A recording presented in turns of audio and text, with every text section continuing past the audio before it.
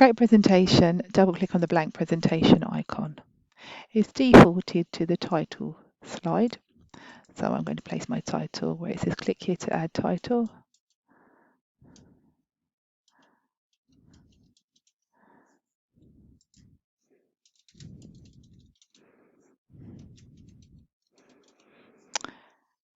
Okay.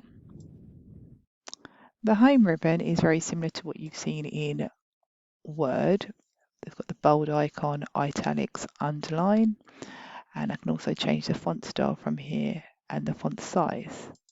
So I can highlight this text and change it to a different size and maybe a different style.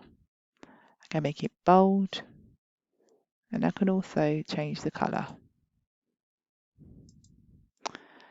To add to this presentation, just like you would in Word, have many pages within a Word document. In PowerPoint, we have presentations that are made up with many slides. So to insert a new slide, up on the Home ribbon, I'll select New Slide. That's placed it underneath on my task pane. I can add a new title on the top here, Home ribbon, for example. And I've also got the cut, copy and paste functions as well.